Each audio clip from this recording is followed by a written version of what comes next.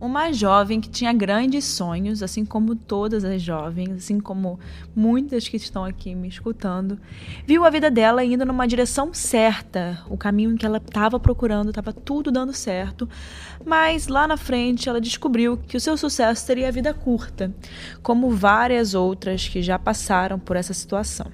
Mas o que ela não imaginava é que a vida pioraria e levaria a uma grande tragédia. Fala pessoal, o caso de hoje é sobre a Ellen, uma ex-playboy, playmate, e que é muito interessante a gente saber da história dela e falar sobre a história dela, porque não é muito famosa, é uma história que eu pelo menos nunca tinha escutado falar sobre a história dela, e acho interessante a gente saber dessas histórias e compartilhar esse tipo de histórias para não acontecer nada parecido no futuro, e graças a Deus hoje em dia as mulheres não são tratadas como eram naquela época, né? Como já melhorou bastante, né? Tanto que até a revista Playboy já não é uma revista conceituada, já não existe no Brasil mais. Então é muito legal, né? A gente vê que hoje em dia a gente se dá mais valor às mulheres e que naquela época não era mais ou menos assim. Mas antes, eu queria pedir para vocês irem lá no meu Instagram, @erica_mirandas, com S no final, e compartilha que você tá vendo esse podcast aqui para algum amigo seu ver, bota nos seus stories, que aí outras pessoas vão conhecer o podcast. E também agora eu queria passar para avisar que a gente tem o Patreon. Patreon é tipo um OnlyFans, só que sem nada pornográfico. Então eu vou colocar todos os casos lá, eu vou trazer informações exclusivas sobre os casos, imagens, tudo isso que sempre é bom quando a gente fala sobre algo, né, sobre alguma imagem, só que aqui no podcast a gente não consegue ver a imagem. Então eu vou colocar lá no Patreon como complemento de cada episódio. Então o link está na descrição aqui do podcast. E também lá no Instagram do @casosreaisoficial. Então, se você quiser virar um membro aqui e conseguir ver alguns conteúdos exclusivos, é só ir lá no nosso Patreon. Então, vou parar de falar agora e vamos para o episódio da semana.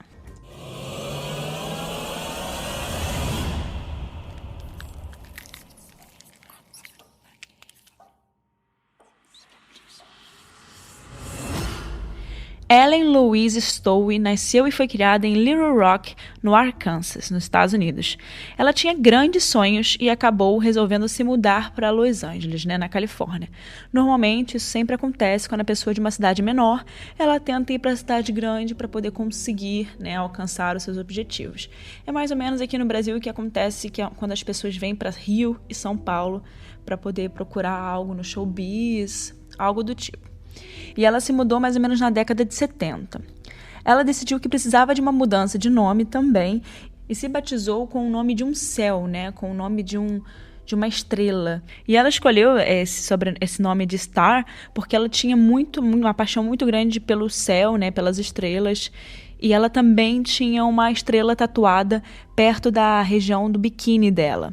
E também porque ela não podia ficar usando o nome dela, para poder entrar no showbiz. Sempre pedem um nome artístico. Então ela escolheu Star Stowe como nome artístico. A Star tinha ambições de se tornar uma dançarina profissional. Enquanto ela trabalhava para realizar o seu sonho, ela conseguiu um emprego em um clube de strip local. Enquanto ela trabalhava como uma dançarina exótica, ela chamou a atenção de um olheiro da Playboy.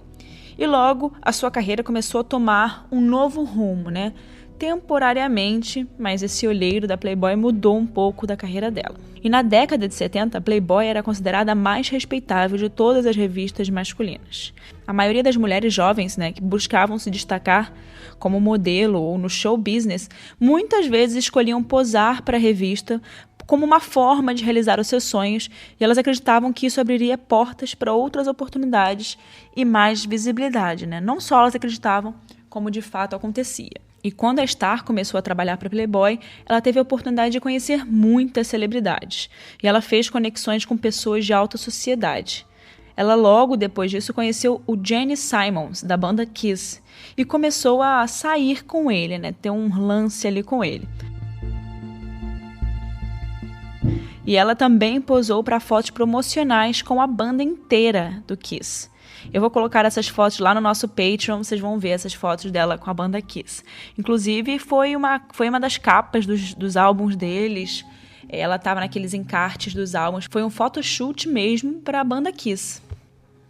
E ali foi o auge, né, dela. Foi quando a carreira dela estava bombando mesmo como modelo, e ali ela conseguiu realmente encontrar muitas pessoas influentes.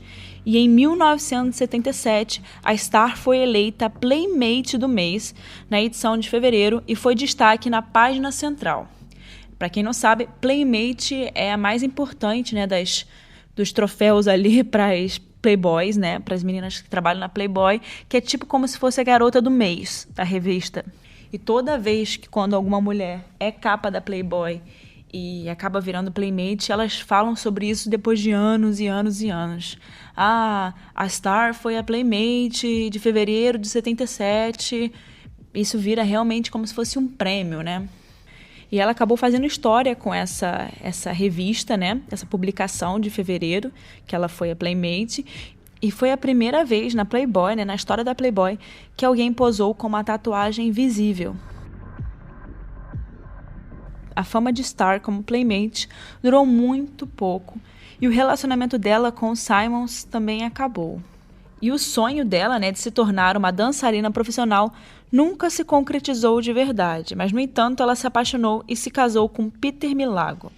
Eles logo tiveram um filho, que chamaram de Michael, e infelizmente o casamento também não durou muito, e Peter e Star logo se divorciaram. E depois do divórcio, a Star mudou-se para Fort Lauderdale, na Flórida, com o filho dela, em 1986. E para se manter lá na Flórida, né, ela voltou às suas raízes, como uma dançarina exótica. E com a reputação que ela tinha de ex-playmate, né, como eu falei para vocês, ela conseguia trabalho onde ela queria e ganhava um bom dinheiro no mundo da dança, né? Porque ela era vendida como a ex-playmate da Playboy, não sei o quê. E com o horário de trabalho dela e o tipo de trabalho que ela fazia, a Star começou a perceber, né, realizar na cabeça dela que ela não era a melhor mãe. E ela decidiu enviar o filho dela para morar com os pais no Arkansas, de onde ela veio. E ela ainda mantinha um relacionamento muito forte com o filho e frequentemente eles ficavam em contato, ela visitava e ligava para ele. E conforme os anos iam se passando, né, a Star ficava mais velha e ela logo se viu sendo substituída por dançarinos exóticos mais jovens e acabou desempregada. E nessa mesma época ela começou a entrar nas festas, né? Começou a frequentar muito as festas e também desenvolveu um vício em drogas, né? Consequentemente, ela desenvolveu esse vício, né? E a Star acabou recorrendo à prostituição para ajudar a financiar o seu problema, né? E a pagar as contas dela. Bom, de um sonho, né, que ela foi para Los Angeles para poder realizar, parece que o caminho dela já não estava mais tão legal, né? Mas ainda ia piorar. Em 15 de março de 97, a Star foi vista pela última vez entrando no veículo de um cliente e nunca mais foi vista com vida. Na manhã seguinte, ela foi encontrada estrangulada até a morte e um pouco vestida, ela ainda tinha algumas roupas nela, atrás de uma farmácia em Coral Springs, na Flórida. Nessa data que ela foi encontrada, né, dia 15 de março, faltavam apenas 3 dias para ela completar 41 anos. A polícia estava com poucas pistas e não tinha certeza de quem matou a Star. A única informação que eles tinham, né, naquele momento, a seu favor, era o conhecimento de outra garota de programa chamada Sandra Kay Walters, que também foi estrangulada na mesma área apenas algumas semanas antes. E a polícia acredita que o mesmo agressor provavelmente matou as duas mulheres. Enquanto a polícia investigava, né, ativamente os 2 assassinatos, descobriu que as pistas eram cada vez mais escassas. Eles não sabiam quem eles estavam procurando ou por que alguém parecia ter mirado em Star e Sandra. E não demorou muito para que a polícia tivesse outras vítimas acontecendo, né? Outras vítimas para resolver. Poucos meses depois, mais 2 mulheres foram encontradas assassinadas em Coral Springs e nos arredores ali daquela região. Primeiro, Tammy Strong foi encontrada morta em uma lata de lixo em um shopping center nas proximidades de Plantation, na Flórida. E pouco tempo depois, uma outra mulher chamada Teresa Kettner foi encontrada assassinada em Coral Springs. A polícia começou a acreditar que eles podem ter sido vítimas, né? Que elas poderiam ter sido vítimas de um serial killer. Inclusive, isso me lembra muito o serial killer de Long Island, né? Quem assistiu esse episódio aqui do podcast? Inclusive, é um episódio demais. Pra mim, é o melhor episódio desse podcast. Se você ainda não escutou, vai lá escutar. Pra mim, é um episódio muito, muito completo. Bom, mas voltando aqui pra esse episódio, né? Tudo ficou quieto, né, por um tempo, nada de novo acontecia, nenhuma pista aparecia. Mas até que em 1999, mais outras 2 mulheres foram encontradas assassinadas na área. E a essa altura, a polícia estava convencida de que os assassinatos eram de fato uma obra de um serial killer da região. Mas, tão rapidamente quanto os assassinatos começaram, eles pararam também com a mesma rapidez. Os investigadores ficaram perplexos e ainda não tinham ideia de quem era o responsável pelos assassinatos e por que eles terminaram. E até hoje, todos os assassinatos permanecem sem solução. Bom, Star Stowey deixou um filho que a amava e que quer saber o que aconteceu com a sua mãe.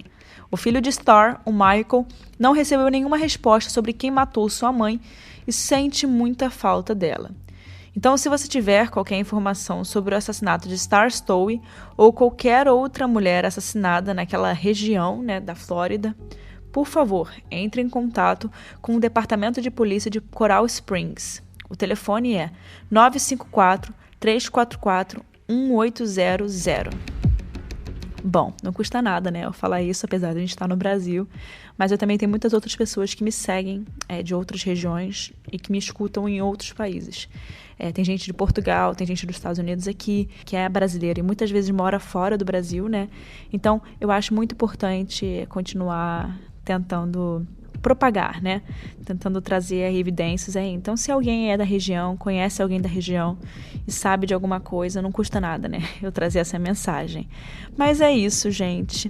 O próximo caso, eu quero escolher um caso de vocês. Então, vai lá no meu Instagram, vai em algum lugar, me manda uma mensagem falando qual caso você quer ver aqui. Então é isso, pessoal. Até o próximo episódio. Um beijo, a gente se vê.